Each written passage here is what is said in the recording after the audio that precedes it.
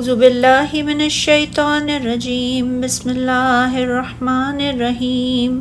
یوصیکم اللہ فی اولادکم للذکر مثل حظ الانثیین فإن كن نساء فوق اثنتین فلہن ثلث ما ترک وإن كانت واحدة فلها نصف وَلِأَبَوَيْهِ لِكُلِّ وَاحِدٍ مِّنْهُمَا السُّدُسُ مِمَّا تَرَكَ إِن كَانَ لَهُ وَلَدٌ فَإِن لَّمْ يَكُن لَّهُ وَلَدٌ وَارِثُهُ أَبَوَاهُ فَلِأُمِّهِ الثُّلُثُ فَإِن كَانَ لَهُ إِخْوَةٌ فَلِأُمِّهِ السُّدُسُ مِن بَعْدِ وَصِيَّةٍ يُوصِي بِهَا أَوْ دَيْنٍ آباؤکم وابناؤکم لا تدرون ایہم اقرب لکم نفعا فریضۃ من اللہ ان اللہ کان علیما حکیما۔ اللہ تمہاری اولاد کے بارے میں وصیت کرتا ہے، مرد کا حصہ 2 عورتوں کے حصے کے برابر ہے، پھر اگر 2 یا 2 سے زیادہ عورتیں ہی ہوں تو ان کے لیے ترکے میں 2/3 حصہ ہے، اور اگر ایک ہی لڑکی ہو تو اس کے لیے آدھا حصہ ہے، اور اس مرنے والے کے ماں باپ میں سے ہر ایک کے لیے ترکے میں 1/6 حصہ ہے اگر اس کی اولاد ہو۔ پھر اگر اس کی اولاد نہ ہو اور اس کے ماں باپ ہی اس کے وارث ہوں تو اس کی ماں کے لیے 3 حصہ ہے۔ پھر اگر اس مرنے والے کے 1 سے زیادہ بھائی بہن ہوں تو اس کی ماں کے لیے 1/6 حصہ ہے۔ یہ تقسیم اس کی وصیت پر عمل یا قرض ادا کرنے کے بعد ہوگی۔ تمہارے باپ تمہارے بیٹے، تم نہیں جانتے ان میں سے کون نفع کے لحاظ سے تم سے زیادہ قریب ہے۔ یہ تقسیم اللہ کی طرف سے مقرر ہے، بے شک اللہ تعالیٰ خوب جاننے والا، بڑی حکمت والا ہے۔ امام بخاری رحمۃ اللہ علیہ نے اس آیت کی تفسیر میں حضرت جابر بن عبداللہ رضی اللہ تعالیٰ عنہ کی یہ روایت بیان کی ہے کہ رسول اللہ صلی اللہ علیہ وسلم اور حضرت ابوبکر صدیق رضی اللہ تعالیٰ عنہ نے پیدل چلتے ہوئے بنو سلمہ میں آ کر میری عیادت کی۔ رسول اللہ صلی اللہ علیہ وسلم جس وقت تشریف لائے میں بے ہوش تھا۔ آپ نے پانی منگوا کر وضو فرمایا اور مجھ پر پانی کے چھینٹے مارے، جس سے میں ہوش میں آ گیا تو میں نے عرض کی، اے اللہ کے رسول صلی اللہ علیہ وآلہ وسلم، میرے مال کے بارے میں آپ کا کیا حکم ہے؟ تو اس وقت یہ آیت کریمہ نازل ہوئی، اللہ تمہاری اولاد کے بارے میں تم کو ارشاد فرماتا ہے کہ ایک لڑکے کا حصہ 2 لڑکیوں کے حصے کے برابر ہے۔ امام احمد نے حضرت جابر رضی اللہ تعالیٰ عنہ کی حدیث کو بیان کیا ہے کہ سعد بن ربیع رضی اللہ تعالیٰ عنہ کی بیوی اپنی 2 بیٹیاں جو حضرت سعد رضی اللہ تعالیٰ عنہ سے تھیں ان کو رسول اللہ صلی اللہ علیہ وسلم کی خدمت میں حاضر ہوئی، عرض کی، اے اللہ کے رسول صلی اللہ علیہ وسلم، یہ سعد بن ربیع کی 2 بیٹیاں ہیں، ان کا باپ آپ کی میت میں احد میں شہید ہو گیا ہے اور ان کے چچا نے ان کے مال کو لے لیا ہے اور ان کے لیے کچھ نہیں چھوڑا، اور جب ان کے پاس مال نہیں ہوگا تو ان سے نکاح کون کرے گا؟ حضرت جابر رضی اللہ تعالیٰ عنہ کہتے ہیں، آپ صلی اللہ علیہ وسلم نے سن کر فرمایا، اللہ تعالیٰ اس کا فیصلہ فرمائے گا۔ تو راوی کا بیان ہے کہ اسی موقع پر اللہ تعالیٰ نے آیت میراث کو نازل فرما دیا۔ رسول اللہ صلی اللہ علیہ وسلم نے ان دونوں لڑکیوں کے چچا کی طرف یہ پیغام بھیجا کہ سعد کی دونوں بیٹیوں کو 2/3 اور ان کی ماں کو 8واں حصہ دے دو، جو بچ جائے وہ تمہارے لیے ہے۔ ارشاد باری تعالیٰ ہے، اللہ تمہاری اولاد کے بارے میں تم کو ارشاد فرماتا ہے، ایک لڑکے کا حصہ 2 لڑکیوں کے حصے کے برابر ہے، یعنی اللہ تعالیٰ تمہیں ان کے بارے میں عدل کا حکم دیتا ہے۔ جبکہ زمانہ جہلیت میں لوگ سارا مال وراثت لڑکوں کو دے دیتے تھے اور لڑکیوں کو کچھ نہیں دیتے تھے، تو اللہ تعالیٰ نے حکم دیا اصل میراث میں سے ان سے یکساں سلوک کیا جائے، اور دونوں صنفوں میں اس اعتبار سے فرق رکھا کہ ایک لڑکے کا حصہ 2 لڑکیوں کے حصے کے برابر قرار دیا،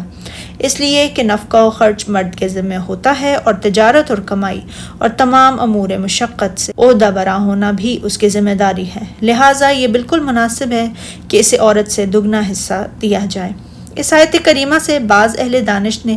یہ استنباط کیا ہے کہ والد اپنی اولاد پر بھی زیادہ رحم دل نہیں ہوتا جتنا رحم دل اللہ تعالیٰ اپنی مخلوق پر ہے، اسی لیے اس نے والدین کو اپنی اولاد کے بارے میں وراثت کا یہ حکم نامہ جاری فرمایا۔ لہٰذا معلوم ہوا کہ وہ والدین کی نسبت ان کے لیے زیادہ رحمت و شفقت فرمانے والا ہے، جیسے کہ صحیح حدیث میں ہے کہ آپ صلی اللہ علیہ وسلم نے جب ایک قیدی عورت کو دیکھا وہ اپنے بچے کو ڈھونڈ رہی ہے تو اچانک اس نے جب اسے قیدیوں میں تلاش کر لیا تو اسے پکڑ لیا، اپنے سینے سے لگا لیا اور دودھ پلانا شروع کر دیا۔ تو رسول اللہ صلی اللہ علیہ وسلم نے اپنے صحابہ سے فرمایا، تمہاری کیا رائے ہے؟ کیا یہ عورت اپنے اس بچے کو آگ میں پھینک سکتی ہے؟ صحابہ اکرام نے عرض کیا نہیں، جبکہ یہ اس کو نہ پھینکنے کی طاقت بھی رکھتی ہو۔ تو آپ صلی اللہ علیہ وسلم نے فرمایا، اللہ کی قسم جس قدر یہ عورت اپنے بچے کے لیے رحم دل ہے، اللہ تعالیٰ اپنے بندوں پر اس سے بھی کہیں بڑھ کر رحمت و شفقت فرمانے والا ہے۔ اور ارشاد باری تعالیٰ ہے، پھر اگر اولاد میت صرف لڑکیاں ہوں، 2 یا 2 سے زیادہ، تو کل ترکے میں ان کا 2/3 ہے۔ اور علاوہ ازیں اللہ تعالیٰ نے یہ بھی ذکر فرمایا، اور اگر صرف ایک لڑکی ہو تو اس کا حصہ نصف ہے۔ ارشاد باری تعالیٰ ہے، اور میت کے ماں باپ کا یعنی دونوں میں سے ہر ایک کا ترکے میں 6واں حصہ ہے۔ والدین کے وراثت میں کئی حالات ہوتے ہیں، اولاد کے ساتھ والدین بھی شریک ہوں تو اس صورت میں والدین میں سے ہر ایک کا 6واں حصہ ہوگا، اور اگر میت کی صرف ایک بیٹی ہو تو اس کا نصف حصہ ہوگا، اور والدین میں سے ہر ایک کا 6واں اور اسبہ ہونے کی وجہ سے دوسرا 6واں حصہ بھی باپ کے لیے ہوگا۔ اس حالت میں وہ گویا اصحاب فروض میں سے بھی ہوگا اور اسبہ بھی۔ صرف ماں باپ ہی وارث ہوں تو اس حالت میں ماں کا حصہ 1 ثالث ہوگا اور باقی سارا اسبہ ہونے کی وجہ سے باپ کا ہوگا۔ اس حالت میں اسے ماں سے گویا دگنا حصہ ملا، یعنی 2 ثالث۔ اور اس حالت میں اگر میت کا شوہر یا بیوی بھی ہو تو شوہر کا نصف اور بیوی کا 4واں حصہ ہوگا۔ ان دونوں صورتوں میں شوہر اور بیوی کے حصے کے بعد باقی میں سے ثالث ماں کا ہوگا، کیونکہ شوہر اور بیوی کے حصے کے بعد ان کی نسبت سے ساری میراث گویا یہی ہے۔ اللہ تعالیٰ نے ماں کا حصہ باپ کے حصے سے نصف رکھا ہے، لہٰذا باقی ماندہ مال کا 1 ثالث ماں اور 2 ثالث باپ کا ہوگا۔